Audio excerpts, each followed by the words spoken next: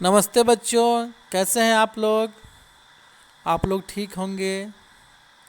आज हम लोग वर्ग कक्षा 10 के लोकतांत्रिक राजनीति भाग 2 से ग्राम पंचायत के बारे में अध्ययन करेंगे। तो सबसे पहले बिहार में पंचायती राज का स्वरूप त्रिस्तरीय होता है। पहला है क में ग्राम पंचायत, ख में पंचायत समिति और ग में जिला परिषद। ये 3 स्तरीय पंचायती राज के स्वरूप होते हैं और इनके सभी के कार्यकाल 5 वर्षीय होता है, 5 वर्ष का होता है। तो पहला है ग्राम पंचायत। बिहार में ग्राम पंचायत ग्रामीण क्षेत्रों की स्वायत्त संस्थाओं में सबसे नीचे का स्तर है, लेकिन इसका स्थान सबसे अधिक महत्वपूर्ण है। राज्य सरकार 7,000 की औसत आबादी को ग्राम पंचायतों की स्थापना का आधार मानती है। एक पंचायत क्षेत्र लगभग 500 की आबादी पर वार्डों में विभक्त होता है, जिनकी संख्या सामान्यतः 15 से 16 तक होती है। वार्ड सदस्य प्रत्येक मतदाता द्वारा चुने जाते हैं। ग्राम पंचायतों का प्रधान मुखिया होता है और उसकी सहायता के लिए एक उप मुखिया का पद सृजित किया गया है। हर पंचायत में सरकार की ओर से एक पंचायत सेवक नियुक्त होते हैं, जो सचिव की भूमिका निभाते हैं। प्रत्येक ग्राम पंचायत में अनुसूचित जाति, अनुसूचित जनजाति, पिछड़े वर्ग के लिए उनकी जनसंख्या के आधार पर जगह आरक्षित करने का प्रावधान है। बिहार पंचायती राज अधिनियम 2006 के तहत महिलाओं के लिए संपूर्ण सीटों में आधा सीट अर्थात 50% के आरक्षण का प्रावधान है। ग्राम पंचायतों का प्रधान मुखिया होता है। मुखिया या उप मुखिया अपने पद से स्वयं हट सकते हैं या हटाए जा सकते हैं। स्वेच्छा से हटने के लिए उन्हें जिला पंचायती राज पदाधिकारी को त्यागपत्र देना पड़ता है। यदि ग्राम पंचायतों के सदस्य 2/3 बहुमत से मुखिया के विरुद्ध अविश्वास प्रस्ताव पारित करे तो मुखिया या उप मुखिया अपने पद से हटाए जा सकते हैं। तो आगे है ग्राम पंचायत के सामान्य कार्य। ग्राम पंचायत के क्या सामान्य कार्य है उसके बारे में जानेंगे। तो पहला है पंचायत क्षेत्र के विकास के लिए वार्षिक योजना तथा वार्षिक बजट तैयार करना। दूसरा कार्य है प्राकृतिक आपदा में सहायता करने का कार्य करना। तीसरा है सार्वजनिक संपत्ति से अतिक्रमण हटाना और चौथा है स्वैच्छिक श्रमिकों को संगठित करना और सामुदायिक कार्यों में स्वैच्छिक सहयोग करना। अब आगे हैं ग्राम पंचायत की शक्तियाँ। ग्राम पंचायत की कौन कौन सी शक्तियाँ हैं उसके बारे में जानेंगे छात्रों। पहला है संपत्ति अर्जित करने, धारण करने और उसके निपटने की तथा उसकी संविदा करने की शक्ति। दूसरा है करारोपण, वार्षिक कर जैसे जल कर, स्वच्छता कर, मेलों हाटों में प्रबंध कर, वाहनों के निबंधन पर फीस तथा क्षेत्राधिकार में चलाए व्यवसायों नियोजनों पर कर। तथा तीसरा है राज्य वित्त आयोग की अनुशंसा पर संचित निधि से सहायक अनुदान प्राप्त करने का अधिकार। इस प्रकार आगे है ग्राम पंचायत की आय के स्रोत निम्नलिखित होंगे। कौन कौन से स्रोत होंगे? तो पहला है कि कर स्रोत, जिसमें होल्डिंग, व्यवसाय कर, व्यापार कर, पेशा और नियोजन कर।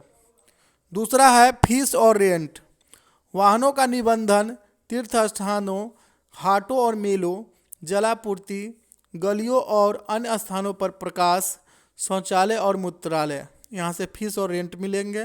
तीसरा है वित्तीय अनुदान, राज्य वित्त आयोग की अनुशंसा के आधार पर राज्य सरकार द्वारा पंचायतों को संचित निधि से अनुदान भी दिया जाता है। अब आगे है स्टूडेंट्स, आगे हम लोग जानेंगे ग्राम पंचायतों के प्रमुख अंग कौन कौन हैं। तो ग्राम पंचायत के प्रमुख अंग 4 हैं। पहला है ग्राम सभा, दूसरा मुखिया, तीसरा ग्राम रक्षा दल या दलपति और चौथा है ग्राम कचहरी।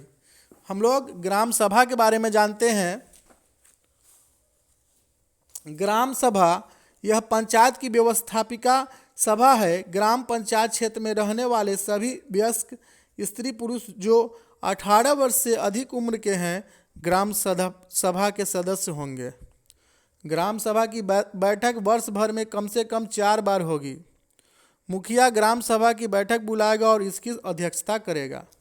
आगे है ग्राम रक्षा दल। ग्राम रक्षा दल क्या होता है इसके बारे में जानेंगे। यह गांव की पुलिस व्यवस्था है। इसमें 18 से 30 वर्ष के आयु वाले युवक शामिल हो सकते हैं। सुरक्षा दल का एक नेता होता है जिसे दलपति कहते हैं। इसके ऊपर गांव की रक्षा और शांति का उत्तरदायित्व रहता है। आगे है ग्राम पंचायतों के अंग में अगला है ग्राम कचहरी। यह ग्राम पंचायत की अदालत है जिसे न्यायिक कार्य दिए गए हैं। बिहार में ग्राम पंचायत की कार्यपालिका और न्यायपालिका को एक दूसरे से अलग रखा गया है। प्रत्येक ग्राम पंचायत में एक ग्राम कचहरी स्थापित की जाएगी जिसमें प्रत्यक्ष निर्वाचित एक सरपंच तथा इसमें प्रत्येक 500 की आबादी के हिसाब से निर्वाचित पंच होंगे। इनका कार्यकाल 5 वर्ष का होगा। सरपंच ग्राम कचहरी का प्रभारी होगा। ग्राम कचहरी को दीवानी एवं फौजदारी दोनों क्षेत्रों में अधिकार प्रदान किए गए हैं। सरपंच सभी प्रकार के अधिकतम 10,000 तक के मामले की सुनवाई कर सकता है। ग्राम कचहरी में एक न्याय मित्र और एक न्याय सचिव भी होता है। न्याय मित्रों एवं न्याय सचिवों के पदों का निर्माण बिहार सरकार द्वारा किया जाए। न्याय मित्र सरपंच के कार्यों में सहयोग देता है जबकि न्याय सचिव ग्राम कचहरी के कागजातों को रखता है। आगे स्टूडेंट्स हम लोग जो है इसमें से जुड़ी हुई सवाल को जो है हल करेंगे। जो सवाल है कि बिहार में पंचायती राज का स्वरूप कितने स्तरीय है, तो इसका उत्तर है त्रिस्तरीय है। पहला ग्राम पंचायत, दूसरा पंचायत समिति और तीसरा जिला परिषद। अगला प्रश्न है कि राज्य सरकार कितनी औसत आबादी को ग्राम पंचायतों की स्थापना का आधार मानती है, तो इसका उत्तर है 7,000 औसत आबादी को। अगला प्रश्न है एक पंचायत क्षेत्र में कितनी आबादी पर वार्डों में विभक्त होता है, इसका उत्तर है 500 की आबादी पर वार्ड में विभक्त होता है। अगला प्रश्न है ग्राम पंचायतों का प्रधान कौन होता है, तो इसका उत्तर है मुखिया। हर पंचायत में सरकार की ओर से कौन नियुक्त होते हैं जो सचिव की भूमिका निभाते हैं, तो इसका उत्तर है पंचायत सेवक। बिहार में किस अधिनियम के तहत महिलाओं के लिए संपूर्ण सीटों में आधा 50% के आरक्षण का प्रावधान है, तो इसका उत्तर है पंचायती राज अधिनियम 2006। मुखिया का कार्यकाल कितने वर्ष का होता है, तो इसका उत्तर है 5 वर्ष। ग्राम पंचायत समिति एवं जिला परिषद का कार्यकाल कितने वर्ष का होता है, तो इसका भी उत्तर है 5 वर्ष। मुखिया या उप मुखिया अपनी स्वेच्छा से हटने के लिए किसे त्याग पत्र देना पड़ता है, तो इसका उत्तर है जिला पंचायती राज पदाधिकारी को। अगला प्रश्न है ग्राम पंचायतों के प्रमुख अंग कौन कौन हैं, तो ग्राम पंचायत के प्रमुख अंग है ग्राम सभा, मुखिया, ग्राम रक्षा दल या दलपति और चौथा है ग्राम कचहरी। अगला प्रश्न है ग्राम पंचायत क्षेत्र में रहने वाले कौन ग्राम सभा के सदस्य हो सकते हैं, तो इसका उत्तर है सभी वयस्क स्त्री पुरुष जो 18 वर्ष से अधिक उम्र के हो ग्राम सभा के सदस्य होंगे। अगला सवाल है ग्राम रक्षा दल क्या है, तो इसका उत्तर है गांव की पुलिस व्यवस्था है। ग्राम रक्षा दल गांव की एक पुलिस व्यवस्था है।